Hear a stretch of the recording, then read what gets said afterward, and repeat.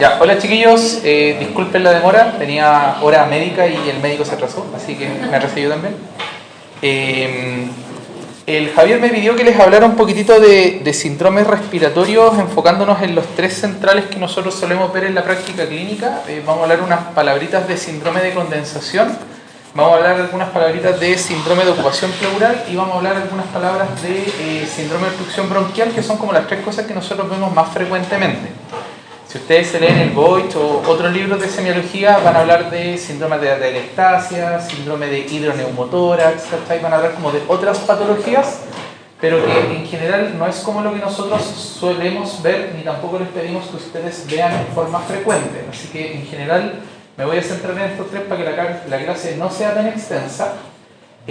Vamos a hacer énfasis en los aspectos semiológicos como tal, pero también me interesan que tengan algunos conceptos como generales de el abordaje de los síndromes, ¿cachai? No solamente quedarse con el síndrome y decir, perfecto, un síndrome de condensación, sino tener como cierta noción de cómo poder abordarlo un poquitito más general, ¿vale?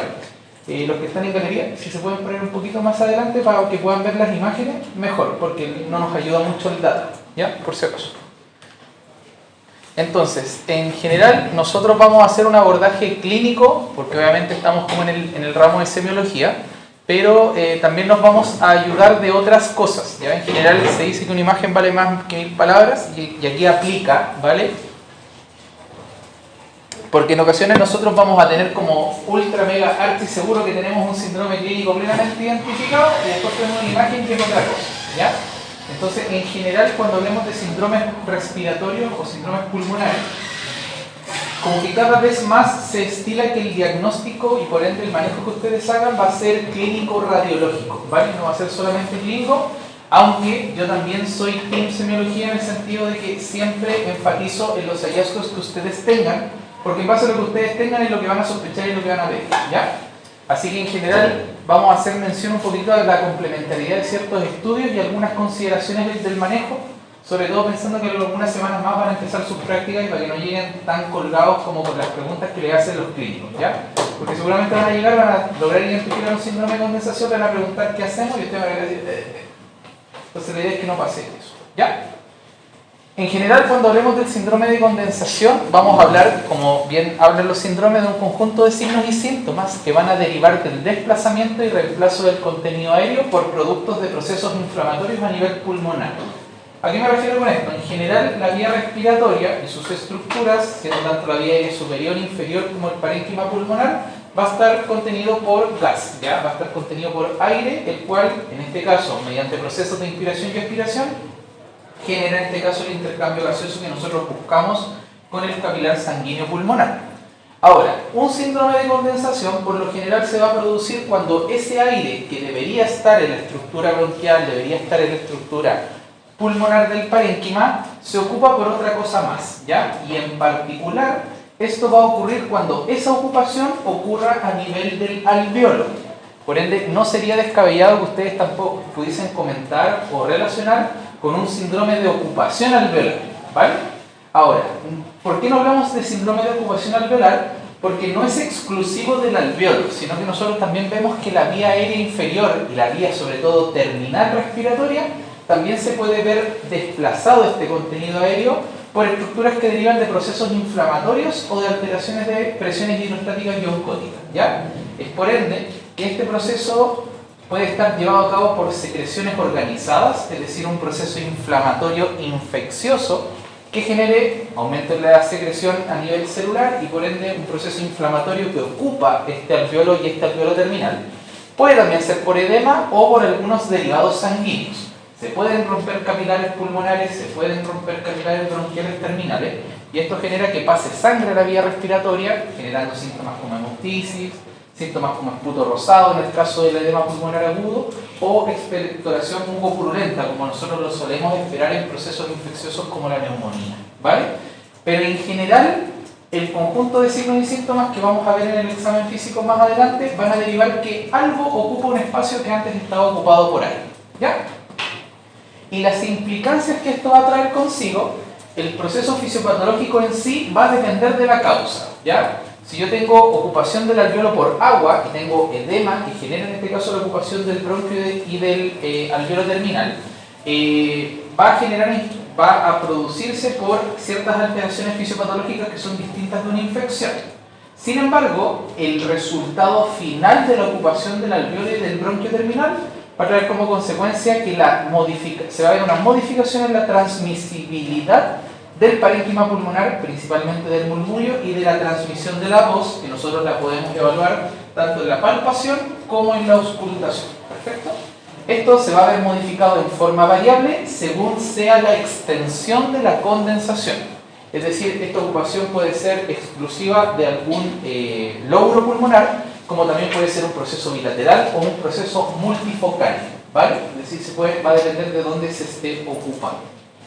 En general, nosotros vamos a hablar de que la condensación pura y dura se va a dar cuando existe una condensación, obviamente, del parénquima y no solo una ocupación del alveolo terminal, sino que esto va a venir acompañado, ojalá, de una ocupación por un volumen mayor a 6 centímetros y que comprometa la vía aérea terminal, es decir, la que es inferior a 3 milímetros de diámetro. Si ustedes tienen esos tres componentes, van a tener un síndrome de condensación probablemente y ustedes al examen físico lo van a poder pesquisar en forma adecuada.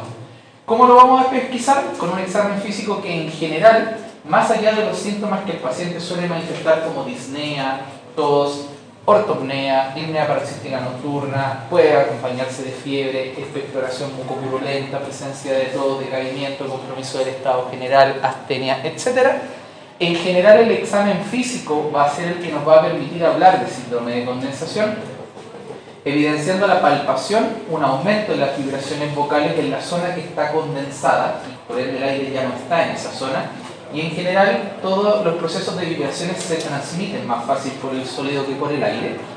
Una percusión que nos da cuenta de matidez en la zona que está comprometida por la condensación, una disminución del murmullo pulmonar, ¿vale? Y que puede estar acompañado de los signos que están indicados abajo. El paciente presenta crepitaciones, puede presentar broncofonía, es decir, una mayor facilidad en la transmisión de la voz al momento de colocar el fonendo y auscultarlo, y puede presentar además pectoriloquia áfona, es decir, cuando nosotros le pedimos al paciente como una voz bien cuchicheada, nosotros sentimos claramente ese sonido a través de la transmisión del fonendoscopio. ¿Ya? Entonces, si ustedes tienen estos elementos, independiente de la presentación clínica, si es con fiebre o no es con fiebre, si es con tos productiva o no es con tos productiva, o cual sea, en este caso, la sintomatología con la que el paciente consulta en forma aguda, por lo general en el área respiratoria, esto se puede traducir en la conclusión de un síndrome de condensación, ¿ya?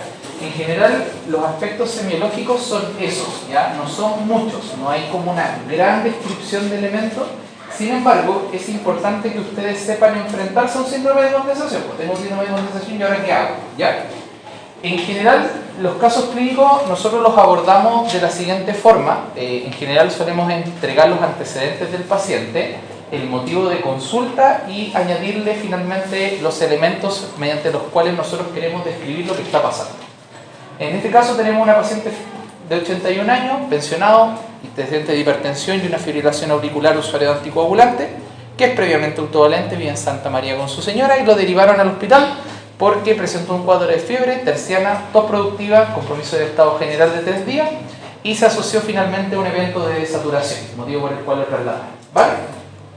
Ingreso febril, 38,3, taquicárdico, taquipneico, saturando 86% ambiental, destacando en este caso el examen físico que estaba taquipneico con frecuencia respiratoria de 35, cianosis a nivel unguial, retracciones subcostales, tiraje, patrón tóraco-abdominal, murmullo pulmonar presente, disminuido, que estaba global, sin embargo había una clara disminución en el ápice derecho, aumento de la transmisión de la voz y matidez a la percusión. Si yo le pregunto a usted, ¿reúne los elementos de un síndrome de condensación? Sí, ¿cierto? Entonces nosotros ya tenemos evidencia de que hay un síndrome de condensación. Pero como dijimos al principio, la imagen vale más que 1000 palabras, y ustedes, aunque juren de guata que tienen una neumonía al frente, siempre la confirmación tiene que ser imagenológica, ¿vale? O sea, ustedes pueden tener una sospecha de un síndrome de condensación, pueden tener sospecha de que el paciente tiene efectivamente una neumonía, pero para poder ustedes tomar cierto grado de decisiones con mucho mayor respaldo y no confundirse con algún otro diferencial, se recomienda que, y en este caso la indicación actual es que el diagnóstico es clínico radiológico, ¿vale? En general, cuando ustedes tengan una radiografía de tórax al frente, lo primero y el primer paso que yo siempre les pregunto en la práctica es que ustedes sepan si la radiografía está bien tomada o no está bien tomada, ¿vale? En general, reunimos ciertos elementos que nosotros nos reconocen que la radiografía está bien tomada. Lo primero es que en este caso nosotros sabemos que este paciente no está de pie, no es una radiografía probablemente posterior anterior porque si se fijan no hay burbuja gástrica, ¿vale? Entonces probablemente el paciente o está sentado o está recostado y como pensarán que es difícil tomar un rayo desde atrás si el paciente está acostado. En general, esa es la primera pregunta, si este rayo es posterior anterior o antero posterior, en este caso es antero posterior, o sea, sí, antero posterior.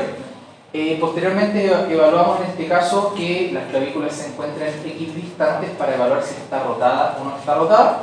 Vemos la desproyección de las escápulas y en este caso un proceso en el cual reconozco ambos recesos costodiafragmáticos con cierto número de costillas y que pueden ser en este caso 8 o 9 proyecciones posteriores o 10 proyecciones anteriores, para saber en este caso que el rayo está inspirado y las escápulas están desproyectadas para tener una imagen certera. Finalmente, yo me aseguro en este caso que tenga una buena penetrancia en la radiografía, evaluando la presencia de 2 a 3, máximo 4 apófisis espinosa en la zona cérvico-torácica, para poder decir que el rayo en este caso está bien penetrado y combinado con los elementos anteriores, yo digo que el rayo está bien tomado o no, ¿ya? Obviamente les voy a pasar el PPT para que ustedes puedan hacer el análisis en la casa. Ahora es difícil poder, en este caso con la proyección que tenemos, poder hacer la evaluación. Sin embargo, es bastante evidente en este caso que existe un proceso de radiovacidad a nivel del ápice derecho, yo diría que de la zona de la língula izquierda también, pero sin embargo nos vamos a centrar en el ápice derecho, donde en este caso se ve un proceso de radiovacidad difusa que compromete tanto la zona central como periférica del lóbulo. Y cuando ustedes obviamente puedan ver ustedes también esta imagen en la casa, se ve en este caso la presencia de broncograma aéreo. El broncograma aéreo se reconoce porque al existir un proceso condensatorio dijimos que la ocupación que antes era de aire y ahora es de secreciones o de agua ocurre en este caso a nivel de la vía aérea distal y el alveolo. Sin embargo, las estructuras bronquiales principales y las estructuras vasculares no se ven afectadas. Y eso genera esta imagen de raíces de árbol que en este caso están por sobre el proceso de condensación, ¿ya? Siendo en este caso el signo más patognomónico o sugerente de que efectivamente hay un proceso condensatorio en la imagen, ¿vale?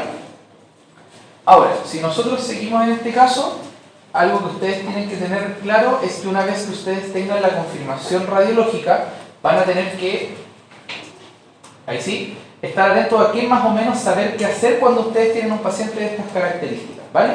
Y en general, una vez que ustedes lo sepan reconocer, tengan un apoyo imagenológico, van a tener que saber que hay cierto manejo y estabilidad inicial, que son ciertas medidas generales, las cuales apuntan a que el paciente se mantenga básicamente estable y no se nos complique más, ¿ya? Esta está en relación a el manejo, en este caso, de la ventilación, una vez que nosotros hacemos el ABC, aporte de oxígeno por diferentes dispositivos en caso de ser necesario, manejo sintomático con antipiréticos, hidratación si es que es necesario y siempre estar reevaluando en forma constante de nuestro paciente, ¿ya? Por otro lado, sepan que ustedes al enfrentarse a un síndrome de condensación tienen que contar con imágenes, la radiografía es suficiente, ¿vale? Si ustedes tienen una condensación evidente en la imagen, no es necesario que busquen más imágenes. Sin embargo, si ustedes tienen dudas de la presencia de alguna complicación o hay dudas frente al diagnóstico radiológico, ustedes pueden ir solicitando algún otro tipo de imagen más específico, ¿vale? Ahora, recordar que en general, nosotros cuando hablemos de síndrome de condensación nos vamos a ver enfrentados a un proceso infeccioso y una neumonía. Por ende, sepan que existen en este caso exámenes de laboratorio básicos para nosotros, como los parámetros inflamatorios, la función renal y la gasometría arterial, ¿ya? Como que esas tres cositas en general deberíamos tenerlas siempre como presentes. Ahora, esto nos va a ayudar a tomar decisiones, y la decisión, como aquí sale abajo, siempre va a ser clínico-radiológica en base a ciertos scores de riesgo, ¿ya? No me interesa que se lo sepan ahora, ¿vale? pero sepan que una vez que ustedes se enfrenten a un paciente con un síndrome de condensación y que ustedes, por un mediante el examen físico, la historia y una radiografía, confirman que el paciente tiene una neumonía, hay ciertos scores que a ustedes les van a permitir ver el riesgo de ese paciente, si ese paciente se puede manejar en la casa, si se tiene que manejar hospitalizado o si es un paciente que está con un proceso grave, ¿ya? Ese es el mensaje que quiero que tengan para la casa. Ahora, el concepto del tema del manejo antibiótico, ¿vale? Que ustedes una vez que reconocen, insisto, el síndrome de condensación y confirman la neumonía, el tratamiento en general es empírico, ¿vale? Y va a depender básicamente de dónde viene el paciente. Si el paciente viene de su casa con la infección, si el paciente está hospitalizado y estando hospitalizado tiene la infección, o si el paciente tiene alguna condición de inmunosupresión de base, que en este caso nos alarme, nos ponga sobre aviso que pueden haber otros bichitos que están causando este problema, ¿ya? Más que eso no es necesario que sepan en este punto, ¿vale? Pero sí que tengan claro que hay que manejar ciertas condiciones que son básicas en cuanto al soporte del paciente, siempre estarlo reevaluando. Hay algunas cosas que ustedes pueden pedir, ¿ya? Y que son en general de más bien fácil acceso, y en este caso la confirmación siempre es clínico-radiológica. Nosotros tenemos ciertos scores que nos permiten evaluar el riesgo y cómo manejar a mi paciente, y el manejo antibiótico se basa en general de dónde viene el paciente. No me interesa qué antibiótico, la dosis, sino que ustedes tengan la noción de que es diferente un paciente que llega con un síndrome de condensación de la casa al paciente que está hospitalizado y estando hospitalizado hace este mismo síndrome de condensación, ¿vale? ¿Dudas o consultas hasta acá? ¿No? ¿Clarito? Vale. Ahora, en general, los síndromes de condensación, y particularmente los procesos infecciosos pulmonares, pueden andar mal, ¿ya? Y pueden complicarse con algunas complicaciones que son propias del proceso infeccioso, ¿ya? En general, ¿cuáles son? En este caso, el absceso pulmonar, que le tenemos una imagen radiológica a la izquierda, en la cual se va a reconocer el proceso de condensación, el cual desarrolla una imagen similar a un nivel hidroaéreo de la radiografía de abdomen, ¿ya?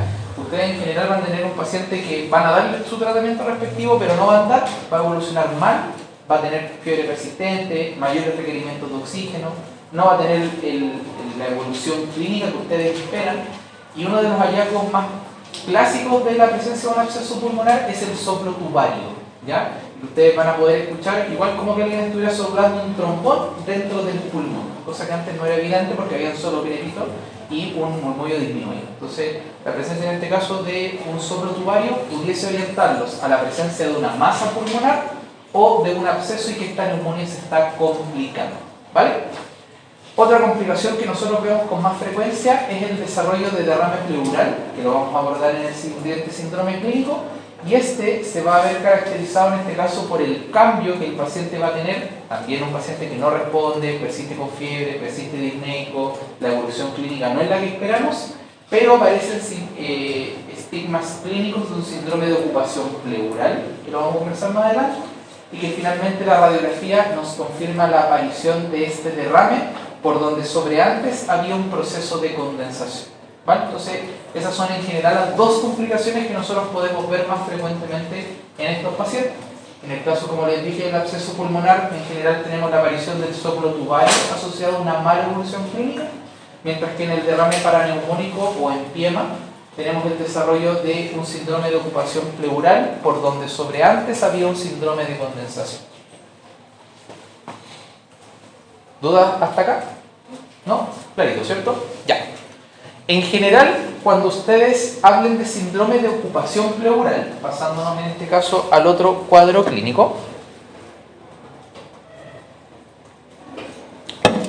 nosotros vamos a tener también un conjunto de signos y síntomas que van a derivar en este caso de la acumulación patológica de líquido en el espacio pleural, ¿ya?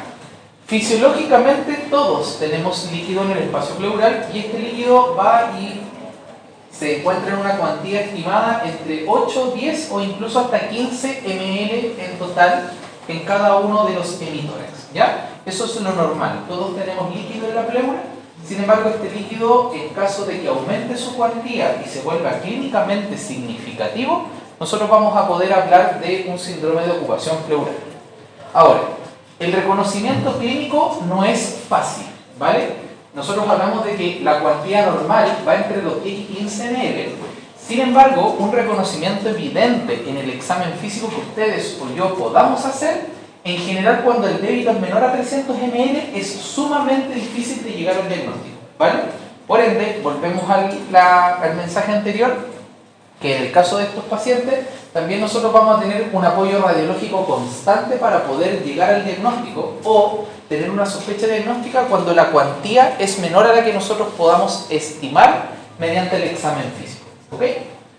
En este caso, las implicancias son mediante un proceso fisiopatológico que vamos a comentar un poquito más adelante, en las cuales va a traer consigo también una modificación en la transmisión de los ruidos del parénquima pulmonar normal y de la transmisión de la voz, y estos van a verse modificados en base a dos criterios. Primero, ¿cuánto líquido tengo? No es lo mismo tener 300, 350 ml que tener 2000 cc metido en la pleura, ¿ya? Nosotros de repente hacemos toracocentesis para evacuar a los pacientes con derrame, sacamos 1000, 1200 cc, así que imagínense tener una botella de litro metida dentro del pulmón, ¿vale? Entonces, la presencia de signos, síntomas, uno siempre va a derivar de cuánto líquido tengo, pero también va a derivar de la velocidad de la instalación de ese derrame, ¿vale? En general, los pacientes con patologías crónicas pueden tener evidencia de derrames pleurales no pequeños, y por ende una cuantía al menos moderada, con una escasa significación clínica, ¿vale? Son pacientes que toleran muy bien la presencia del aumento del extravascular y en general, pese a que tienen un derrame moderado, no manifiestan tantos síntomas como si, por ejemplo, un paciente que desarrolla un paraneumónico se infecta, esta infección da derrame y la velocidad de instalación es en 2-3 días, ¿ya? Ese paciente en general es mucho más sintomático y pese a que ustedes vean y puedan examinar ambos pacientes con ocupación pleural, las manifestaciones que ellos refieren, la disnea paroxística nocturna, la ortopnea o la tos, en general son muy diferentes pese a que la cuantía puede ser la misma, ¿ya? Así que esos son los dos factores claves a tener en cuenta. Tengan presente que hay muchos pacientes que desarrollan derrame pleural, es una patología sumamente frecuente y pese a que es muy frecuente, nosotros no le solemos tomar mucho el peso, ¿vale? Y en general nosotros sabemos que los pacientes con patologías crónicas que desarrollan derrame pleural en general tienen una peor expectativa de vida a 12-18 meses independiente de cuál sea la causa de ese derrame. ¿A qué voy con esto? En general nosotros estamos acostumbrados a que pacientes con insuficiencia cardíaca, enfermedad renal crónica en diálisis, pacientes con daño hepático crónico puedan desarrollar un derrame pleural y como que lo dejamos pasar un poquitito de lado. Sin embargo, lo que se ha visto hasta el momento es que en general estos tres sets de pacientes, independiente de cuál sea la causa del derrame, si es por mala adherencia al tratamiento, falta de ultrafiltrado en la diálisis, si es que efectivamente es un derrame de otra causa o no, pero todos esos pacientes tienen un peor pronóstico a 12 meses que si no lo tuvieran, ¿ya? Entonces, en general, reconocerlo es importante en este set de pacientes para poder hacer un mejor manejo de su patología de base por lo general. Ahora, si vamos a las claves desde el punto de vista del examen físico, en verdad los síntomas, como los comentamos anteriormente, son los síntomas respiratorios en general, la presencia de disnea paroxística, ortopnea, los cuales pueden estar asociados a la presencia de otras sintomatologías según la patología de base que está asociada al derrame. El paciente en general, por ejemplo, con daño hepático crónico va a desarrollar las alteraciones propias del daño hepático crónico, puede tener ascitis, ginecomastia, puede tener, en este caso, telangiectasia, puede tener edema palmar, ascitis, edema de extremidades inferiores, encefalopatía hepática, entre otras cosas. Si podemos por otro lado un paciente con derrame pleural pero que tenga una cardiopatía de base, el paciente puede desarrollar ingurgitación yugular, puede desarrollar tos, crepitantes a nivel pulmonar, puede desarrollar también edema de extremidades o ascitis dependiendo si la cardiopatía es predominio izquierdo o derecho. Entonces, en general, estos síntomas, o sea, estos signos que nosotros vemos en el examen físico, van a estar acompañados de los signos y síntomas del examen físico por la base y por la patología que el paciente está cursando el derrame pleural, ¿ya? Sin embargo, si nosotros hablamos netamente de ocupación pleural, vamos a hablar de un paciente que al examen físico va a tener vibraciones vocales disminuidas o abolidas derechamente, es decir, ustedes van a poner la mano y al momento que el paciente diga 33 por la frase que ustedes quieran, no van a sentir esas vibraciones vocales. Por otro lado, la percusión también se caracteriza por una matidez. La auscultación va a tener una disminución en el murmullo pulmonar o abolición del murmullo pulmonar, porque recordemos que la transmisión en este caso de vibraciones se ve impedida por los líquidos, a diferencia de los sólidos que en este caso se ve aumentada. Y aquí también se describe que hacia las zonas superiores del derrame, es decir, en el límite donde está el pulmón sano con el derrame, se puede sentir una respiración soplante en la cual la fase expiratoria tiene un poquitito más de vibración en relación a la fase inspiratoria, y también hay egofonía, es decir, que cuando el paciente se le pide la voz cuchucheada se siente un poco más fuerte de lo que debería ser. Que como había dicho que como que los sólidos transmitían mejor el sonido, los líquidos no transmiten mejor el sonido. Los líquidos son pésimos para transmitir vibración. Trata de hablarle a alguien a través de una piscina, a ver si lo conoce. ¿Ya? En general, los líquidos son muy malos para la transmisión de la voz, no para la transmisión de vibraciones. En cambio, el sólido, en general, es mucho mejor que el líquido para la transmisión de los sonidos, o sea, de la vibración. ¿Ya? Esto va a vibraciones y las vibraciones en la caja torácica se traduce a sonido. ¿Ya? Esa es la relación. ¿Ya? Ahora, en general, nosotros cuando nos enfrentemos al derrame pleural, también vamos a necesitar por lo general un apoyo radiológico para poder certificar el diagnóstico, ¿vale? Si se fijan, los elementos al hablar de examen físico son diferentes, pero en ocasiones cuesta llegar a la diferenciación del diagnóstico, ¿vale? Entonces, en general, nosotros siempre recomendamos que el apoyo radiológico es fundamental. En este caso, nosotros siempre evaluamos primero que la radiografía esté bien tomada. Ahí se ve una burbuja gástrica que pudiese estar esbozada, así que el paciente puede que esté sentadito. Siempre hacemos el análisis que las clavículas estén equidistantes, que veamos en este caso 3 a 4 apófisis espinosas para evaluar la penetrancia, junto con la presencia de 8 a 9 arcos costales posteriores o 10 arcos costales hacia anterior.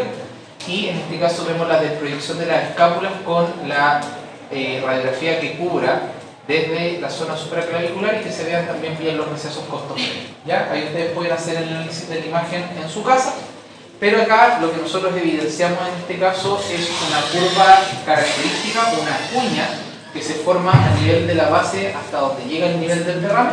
Ese se llama en este caso curva de democión, ¿ya? Que se caracteriza por esta radiopacidad en cuña y que en ocasiones puede ser más leve y puede producir, por ejemplo, solamente un aplanamiento diafragmático con borramiento del receso costofrénico, ¿ya? Y eso también es un derrame pleural. Ahora, nosotros en general, dependiendo de la técnica radiológica que ocupemos, vamos a ver mayor o menor cuantía para la detección de un derrame. En general, la radiografía antero-posterior nos permite reconocer derrames que están entre los 200 y los 300 ml. Sin embargo, una radiografía lateral, como en este caso logramos tener una referencia mayor del receso costofrénico hacia la zona posterior del tórax, nos permite identificar derrames que incluso están en torno a los 100-120 ml, ¿ya? Así que entre las dos opciones, la radiografía de tórax lateral siempre va a ser más sensible que la posterior anterior para poder identificar derrames pleurales a menor cuantía, ¿ya? Aunque el examen que sería como mejor de todos va a ser la ecografía, ¿ya? Y que en este caso reconoce derrames que incluso pueden estar entre los 30 y los 50 ml, ¿ya? Así que si ustedes le preguntan cuál sería como el mejor examen, la ecografía es el más sensible para detección de derrame pleural por sobre la radiografía. Ahora, en general, nosotros vamos a tener mucha más cercanía y mucha más disponibilidad de tomar un rayo. Así que en ese caso, siempre pidan posterior anterior, pero también lateral, porque nos va a permitir ver derrames de menor cuantía. ¿Y el diagnóstico es por radiografía o por...? Usted lo que va a poder sospechar, en este caso, es un síndrome de ocupación pleural, por los elementos clínicos y el examen físico. Sin embargo, objetivar un derrame pleural también te va a exigir una confirmación radiológica, ¿ya? ¿Por qué? Yo puedo tener un paciente que tenga disminución en las vibraciones vocales, no la siento, tiene matidez, no tengo un murmullo pulmonar transmisible y yo pienso que es un derrame pleural, pero en general eso también podría ser una masa pulmonar, ¿cachai? Porque también en este caso podría haberse afectado ahí, podría ser una ocupación de la pleura por otra cosa, ¿ya? Entonces, en general, la confirmación del rayo siempre va a ser necesaria porque además nos va a permitir afrontarnos mejor al estudio que les voy a comentar más adelante para poder hacer el abordaje de un derrame pleural. Tú no vas a poder finalmente hacer un estudio o hacer un abordaje más específico mientras no tengas una imagen que te certifique dónde está el derrame, ¿ya? Bueno, ustedes todavía no pasan por hospital, pero van a ver que nosotros en general cuando queremos pinchar un pulmón para sacar muestras, siempre vamos a intentar tener la imagen en vivo y nos conseguimos el ecógrafo, ¿ya? Por lo mismo, porque no sabemos, tal vez tenemos una idea de hasta dónde clínicamente se puede manifestar el derrame, pero para poder pinchar en forma segura siempre tenemos la imagen de por medio, ¿ya? Ahora, en general acá, por ejemplo, les planteo un caso diferente, un masculino de 25 años, autovalente, sin antecedentes mórbidos, que también consultó por un cuadro de fiebre terciana, tos productiva, compromiso del estado general, 72 horas. Inicialmente se le diagnosticó una neumonía, no hubo un rayo de por medio. Sin embargo, pese al tratamiento, el paciente en general anduvo mal, ¿ya? O sea, persistió con la fiebre, persistió disneico, persistió con tos productiva, mucha disnea de reposo. Por ende, finalmente decidió reconsultar ingresando febril, taquicárdico, taquipneico, saturando 92% ambiental, destacando una frecuencia respiratoria levemente elevada, un patrón respiratorio normal, tóraco abdominal, murmullo pulmonar presente, abolido en la base izquierda, disminución en la base derecha, abolición de la transmisión de la voz y matidez a la percusión. O sea, si ustedes reúnen todos esos elementos, tienen pie para poder sospechar un síndrome de ocupación pleural. Sin embargo, ¿quién me dice que esto es ocupación pleural y no es efectivamente una neumonía? ¿No es una condensación? En ocasiones no es fácil hacer el diagnóstico de uno versus el otro. Por ende, siempre la radiografía va a ser un apoyo para ustedes en esto, ¿ya? Es importante que sepan reconocer los elementos clínicos, sepan bien la semiología, sepan hacer un buen examen físico, pero en particular en los grandes síndromes pulmonares, el apoyo imagenológico para nosotros siempre va a ser fundamental, ¿ya? Ahora, ¿por qué es importante conocer un poquito de ocupación pleural y en este caso derrame pleural? Porque en general es una patología, como yo les mencioné anteriormente, que es de alta frecuencia, ¿ya? Está relacionada a múltiples etiologías, se habla de que cerca de 50, 60 patologías diferentes pueden producir derrame pleural. Y en general hay dos mecanismos fisiopatológicos que están implicados, que por un lado está el desbalance entre las fuerzas hidrostáticas y las fuerzas coloidosmóticas, pero también los procesos inflamatorios locales y sistémicos pueden generar un derrame, ¿ya? No es necesario que el compromiso sea pulmonar para que haya derrame. Puede haber compromiso sistémico en otra parte y por una reacción inflamatoria del cuerpo el paciente aumenta la permeabilidad capilar y desarrolla un derrame pleural, ¿ya? Por ejemplo, un paciente con pancreatitis, estando el páncreas lejos, en este caso de la pleura, ¿puede desarrollar igualmente un derrame pleural el paciente? Sí, también lo puede desarrollar, ¿vale? En general nosotros vamos a hablar de un aumento en la presión hidrostática capilar, una disminución en las fuerzas coloidosmóticas a nivel capilar. Son procesos que suelen desarrollar derrame pleural en los pacientes con patologías crónicas, ¿vale? Pacientes con insuficiencia cardíaca, pacientes con enfermedad renal crónica, pacientes con daño hepático crónico, suelen tener un desbalance en estos procesos y ese desbalance es el que perpetúa o desarrolla finalmente el derrame pleural. Mientras que procesos inflamatorios pulmonares, pleurales o sistémicos que aumenten la permeabilidad de los capilares en forma difusa también pueden favorecer el desarrollo del derrame pleural, ¿ya? Por ende, en general, todo lo que afecte la tasa de formación y la tasa de reabsorción ¿les puede generar un derrame? Sí, cualquiera de esas condiciones lo puede hacer. Cuando ustedes tengan una confirmación imagenológica, sumado obviamente a un síndrome de condensación, o sea, un síndrome de ocupación pleural clínico, sepan que en este caso, dependiendo de cuál es la sospecha etiológica, cuáles son las manifestaciones y los factores de riesgo y la clínica de mi paciente, yo voy a pedir más o menos cosas. Pero en general, sepan que los derrames pleurales, cuando están en un contexto infeccioso, febril, una sospecha de algún cuadro respiratorio asociado a un derrame, sí o sí tienen que tener parámetros inflamatorios, pero si el paciente tiene una sospecha de cardiopatía, enfermedad renal o hepático crónico, tal vez no es tan necesario. Sin embargo, la función renal, los valores de albúmina y lactato deshidrogenasa, el perfil hepático, las pruebas tiroides y el electrocardiograma deberían ser parte del estudio básico de cualquier paciente con derrame que no sea infeccioso. ¿Ya? Que no sea infeccioso, nos sacamos los parámetros inflamatorios, pero pedimos todo el resto, ¿vale?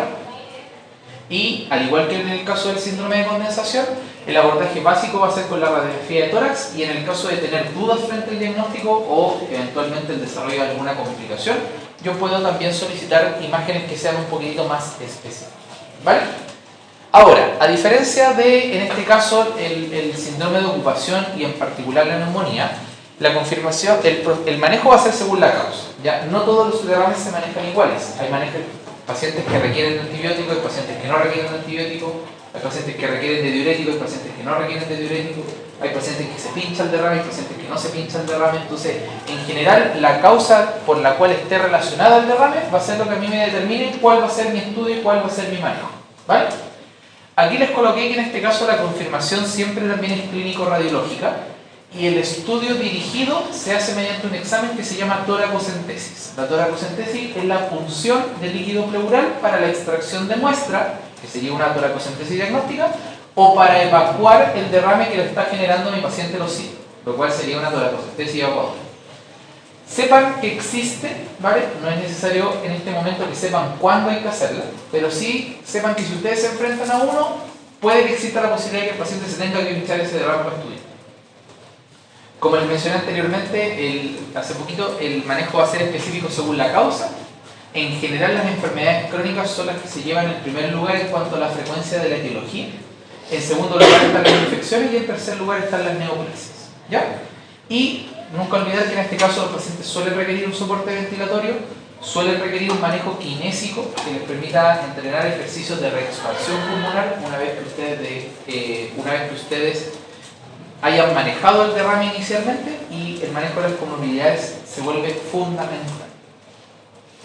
Ahora, en general, ustedes van a tener que más adelante dominar cuáles son las necesidades de toracocentesis y estudiar el líquido pleural. Y como mensaje para la casa, sepan que existen estas dos cosas. Están los criterios de Light, que son exámenes que nosotros pedimos del líquido pleural, los cuales me van a determinar si este proceso es inflamatorio, es decir, hay un exudado a nivel del líquido, o es por enfermedades crónicas, no hay un proceso inflamatorio y en general hay un transudado. Volviendo a lo inicial, en este caso cuando hablamos de desbalance, cuando hablamos de desbalance hidrostático coloidosmótico versus proceso inflamatorio, recuerden que en este caso el exudado va a estar asociado a un proceso inflamatorio y el transudado a desbalance coloidosmótico hidrostático. ¿Ya? Eso como mensaje para la casa. Y después van a tener que hacer todo un abordaje que, más allá de ver que este líquido es claramente diferente de este leche condensada que sacamos a una señora el otro día, en general ustedes van a ser capaces de, mediante un análisis sistemático, a partir de una semiología y una radiografía, poder en este caso interpretar un examen de laboratorio sobre el cual se obtienen ciertos valores específicos que a mí me llevan a un diagnóstico etiológico del derrame. ¿Ya? Todo nace de la semio. Todo nace de identificar un derrame pleural por el examen físico, saber pedir una imagen en forma apropiada para confirmar el diagnóstico, y después de eso ir al abordaje específico etiológico que termina en esto. Termina en una punción, esa punción me da ciertos valores, y esos valores a mí me orientan en cuál es la causa más probable del derrame para yo darle un tratamiento efectivo. ¿Ya? ¿Dudas hasta aquí? ¿No? ¿Clarito? Vale. Ahora, si terminamos en este caso hablando de síndrome de obstrucción bronquial, en general va a ser un conjunto de signos y síntomas que derivan de la disminución del calibre de la vía respiratoria, entendiendo que la vía respiratoria va desde la zona extratorácica y, en este caso implicando la vía aérea superior, la vía aérea intratorácica, pero también la zona de la vía aérea distal, ¿vale? No hay compromiso del parénquima pulmonar, aunque hay una pequeña excepción al caso, que es cuando el paciente desarrolla síntomas obstructivos en relación a un edema pulmonar, ¿ya? Y en este caso puede haber efectivamente un compromiso alveolar, pero este edema no es selectivo del alveolo, compromete también la vía respiratoria, disminuye el calibre y genera la obstrucción, ¿ya? Pero por concepto, ustedes cuando hablan de obstrucción bronquial van a hablar de obstrucción de la vía respiratoria, sea extratorácica, intratorácica o vía aérea distal. ¿Perfecto? Ahora, puede comprometer cualquier segmento y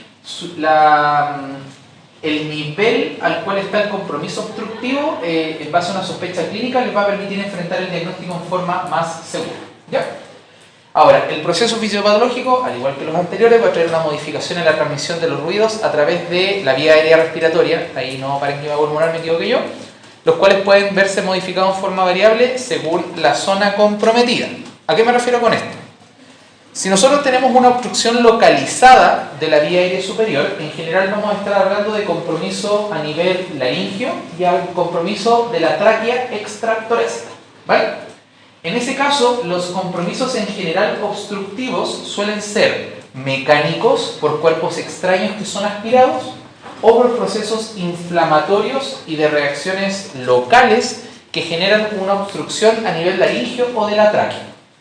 Por lo general, el compromiso se va a producir toda vez que disminuye el calibre de la vía respiratoria Y en este caso, cuando el compromiso de la vía aérea superior, se genera una disnea sibilante con estridor y sibilancias inspiratorias, ¿vale? Si ustedes escuchan que las sibilancias del paciente son cada vez que él intenta ingresar aire dentro de sus pulmones, la mayor sospecha es que el paciente tenga una obstrucción de la vía aérea superior, ¿vale? Es decir, que tenga compromiso laríngeo, que tenga compromiso a nivel de la tráquea, o puede ser mixto, puede ser una laringotraqueitis, por ejemplo, que suele verse en los pacientes pediátricos en las infecciones respiratorias, ¿ya? Ahora, en general, cuando el paciente tiene obstrucción de la vía aérea superior, es un paciente que está desesperado, ¿ya? En general son pacientes que tienen una disnea de inicio agudo, cuerpo extraño o proceso inflamatorio local, y por ende desarrollan una mecánica inspiratoria que intenta vencer la obstrucción. Esa mecánica genera tiraje, genera una posición ortopneica en la que el paciente no puede estar acostado y tiene que estar sentado intentando aumentar el volumen de aire que inspira. Suele asociarse con frecuencia al uso de musculatura accesoria y un proceso de taquipnea con uso de musculatura accesoria que puede ser subcostal, intercostal, supraclavicular, y en el caso particular de los pacientes pediátricos también produce aleteo nasal o signos de tiraje a nivel cervical, ¿ya? Son pacientes que están sumamente desesperados por la obstrucción, pero su característica central es que el estridor y las sibilancias son inspiratorias, ¿vale? Por el contrario, cuando tenemos una obstrucción que es localizada de la vía aérea inferior, es decir, en general el cuerpo extraño pasó ya a través de la vía superior y ya terminó en la vía aérea distal o terminal, o se desarrolla alguna masa que comprime, en este caso alguna estructura bronquial, en general el compromiso es más bien expiratorio, a diferencia del paciente anterior. Dado en este caso la disminución del calibre de la vía aérea inferior, suele ser bronquios, tráquea a nivel torácico o bronquiolos principales, y en este caso el paciente genera estridor o sibilancia expiratoria, pero que es localizada, y eso es súper importante porque ustedes al momento de escuchar a un paciente asmático o un paciente hepático que está en una exacerbación, también van a tener sibilancias expiratorias, pero esas son bilaterales y son difusas.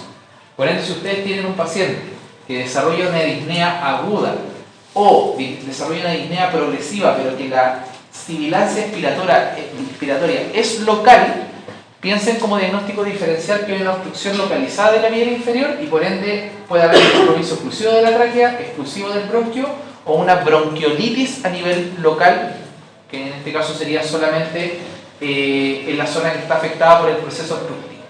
¿Ya? Finalmente, tenemos las obstrucciones difusas, que en este caso están asociadas a un compromiso inflamatorio difuso del pulmón, y que en este caso compromete en su totalidad la vía aérea en el caso del asma y el EPOC. Suele tener un patrón de compromiso crónico, sin embargo, puede verse aumentada la sintomatología toda vez que el paciente genera exacerbaciones o crisis. En general, las exacerbaciones respiratorias del paciente asmático y del paciente hepático suelen ocurrir en días, ¿vale? No, a menos que se vean expuestos a un factor alérgeno que desarrolle una respuesta ya inmunomediada por otra vía celular. Y esta exacerbación en general aumenta significativamente la sintomatología que el paciente ya manejaba de base. Por otro lado, la sonoridad pulmonar está normal, el murmullo pulmonar suele estar disminuido porque esta obstrucción bronquial genera una disminución en el calibre bronquial, por ende llega menos aire a la zona distal y el murmullo se escucha disminuido en todos los campos. Y en este caso hay una expiración prolongada intentando vencer la obstrucción. Las sibilancias y los roncos aparecen en ambas fases inspiratorias, es decir, el paciente puede presentar sibilancias y roncos tanto inspiratorios como expiratorios dependiendo del nivel de obstrucción que presenten. En general, si ustedes me preguntan a mí, nosotros vemos que primero ocurre un compromiso obstructivo expiratorio y en las fases más avanzadas con crisis asmáticas o exacerbaciones graves de EPOC vemos que las sibilancias cambian y en este caso son tanto inspiratorias como expiratorias. ¿Esto solo, la obstrucción difusa solo pasa en esa época? En ¿O también en una zona sanatoria? En general se habla de que la obstrucción y el desarrollo de sintomatología difusa habla de limitación crónica o limitación variable del flujo aéreo respiratorio. ¿Qué cosa te podría provocar en forma aguda una obstrucción difusa? Podría ser, por ejemplo, una neumonía viral y un proceso obstructivo inflamatorio viral infeccioso, ¿vale? Sería como de las pocas cosas que podrían desarrollarlo en forma aguda sin necesariamente tener alguna de estas dos condiciones. Sin embargo, la recomendación es que si ustedes tienen un paciente con una historia de sintomatología mayor a 3 meses, progresiva y que tienen un patrón obstructivo difuso, descarten estas dos patologías al principio. En general, ustedes van a tener manifestaciones sistémicas en relación a pacientes tanto con EPOC como asma. Aquí yo les dejo en este caso esta caricatura, por así decirlo, en la cual se habla del soplador rosado o el abutagado azul, que son en este caso las manifestaciones constitucionales clínicas, tanto respiratorias, torácicas como extratorácicas, en relación a los dos fenotipos más frecuentes de EPOC. Sin embargo, nosotros vemos que cada vez esta cuestión se solapa más, ¿ya? Y que este soplador rosado puro o el abutagado azul puro que se veía antes, en general los vemos mezclados y no es tan fácil llegar a un fenotipo específico. Eso. ¿Dudas, consultas? ¿No? Ya. ¿Con qué ponerlo? Chiquillos, ojo, que esto se ve muy fácil. Ustedes dicen, la celebridad no estuvo tan peluda, pero después llegan al hospital y les cuesta caleta. ¿Ya? Practiquen, porque es difícil llegar a un diagnóstico en estas patologías, pese a que se ven súper simples. No siempre son aisladas. El paciente con condensación puede tener obstrucción, el paciente con condensación puede tener ocupación pleural, el paciente con ocupación pleural puede estar obstruido también, entonces no son puros, ¿vale? Y eso dificulta el diagnóstico. El paciente con EPOC puede tener una neumonía y estar con una neumonía complicada con derrame, sí, y va a tener los tres, ¿ya? Entonces, en general, esto se ve fácil, no es mucho, pero su aplicación clínica es difícil, no es fácil hacer la diferenciación, ¿ya? Yo le pondría énfasis a la diferencia clínica de cada uno en estas, como cuál disminuye la matidez, cuál aumenta la matidez, cuál aumenta la transmisión, cuál disminuye la transmisión. Pero no dejen de lado la parte del abordaje y que en general el apoyo radiológico para nosotros es fundamental en esto, ¿ya? Practíquenlo harto, son patologías sumamente frecuentes en todos los servicios de medicina. Hay pacientes con neumonía, hay pacientes con EPOC exacerbado, hay pacientes con crisis de asma, hay pacientes con derrame pleural, así que sean solidarios cuando estén en las prácticas. Si alguno tiene uno de estos, llamen a sus compañeros, que lo examinen también, porque solamente en la medida que vayan repitiendo exámenes físicos con estas cosas, se van a dar cuenta de que es una y no es otra, o están las dos, o estas tienen probablemente una causa de este tipo y no de este otro. Entonces, en general, en la medida que lo vayan haciendo va a ser más fácil, pero sean solidarios en ese sentido. Si ustedes tienen una neumonía con un síndrome de condensación, díganle a sus compañeros que también lo examinen para que también vayan desarrollando el oído, ¿ya? Y eso es finalmente lo que les va dando la clave para esto, ¿ya? ¿Alguna otra consulta? ¿No? Ya, vamos entonces. Dígame. ¿El síndrome de ocupación pleural, el derrame pleural y el edema pulmonar son lo mismo? No. Ya. Aquí, última pregunta. ¿Puedes repetirla para que todos escuchen? Si el síndrome de ocupación pleural, el derrame pleural y el edema pulmonar es lo mismo. Ya. La respuesta es que sí, pero no. En general, cuando nosotros hablemos de ocupación pleural, hablamos del conjunto de las manifestaciones que están escritas ahí. Y el derrame pleural es una de las causas de ocupación pleural, ¿vale? Que es la clásica. ¿Puede haber ocupación pleural por otras cosas que no sea líquido? Sí, ¿vale? Y entre esos viene el diferencial si hay sangre, si es que hay masa, si es que hay alguna otra cosa que esté ocupando la pleura. Así que no es lo mismo derrame pleural que ocupación pleural. Y el edema pulmonar es una condición totalmente diferente, en la cual el líquido ocupa las vías aérea terminal y el alveolo no ocupa la pleura, ¿vale? Y por ende las manifestaciones de un paciente con edema pulmonar agudo están más bien en relación a un síndrome de condensación o de ocupación del alveolo, porque no hay tanta matidez, no hay tanta evidencia en la transmisión de la voz, pero sí hay harto crepitante y harta obstrucción. Y en este caso son segmentos pulmonares ocupados por líquido, pero a diferentes niveles. Eso. ¿Ya?